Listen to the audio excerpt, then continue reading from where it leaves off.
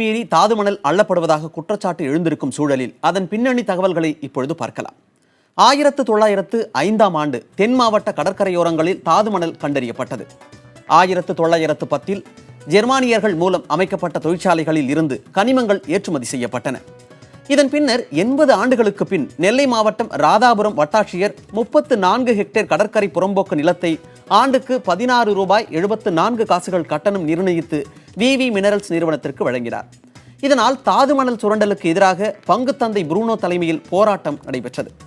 சட்டம் ஒழுங்கு பிரச்சனை காரணமாக சேரன் மகாதேவி துணை ஆட்சியர் தாது மணல் எடுக்க விவி மினரல்ஸ் நிறுவனத்திற்கு தடை விதித்தார். 1996 அக்டோபர் 4 மணல் எதிர்ப்பு போராட்டக் குழு சார்பில் பட்டினி போராட்டம், 1997 மார்ச் 20 பாளை மார்க்கெட் ஜவஹர் திடலில் உண்ணாவிரதம் உள்ளிட்ட பல்வேறு போராட்டங்கள் நடைபெற்றன.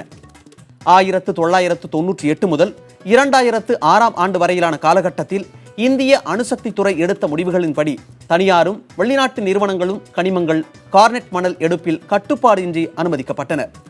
கனிமச் சட்டம் திருத்தப்பட்டதன் மூலம் கனிமச்சுரல் சுரண்டல் எளிதானது.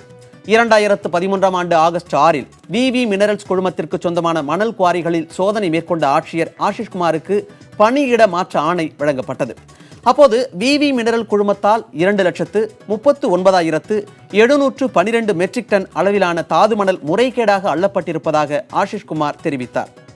இதனையடுத்து அக்குழுமத்தின் மீது 4 பிரிவுகளின் கீழ் வழக்கு பதிவு செய்யப்பட்டது.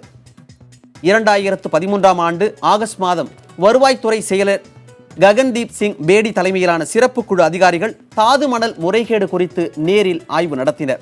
அப்போது இந்த விவகாரம் குறித்த வழக்கில் நீதிமன்றத்தில் பதிலளித்த தமிழக அரசு தாது மணல் எடுக்க தடை விதிக்கப்பட்டிருப்பதாக தெரிவித்தது.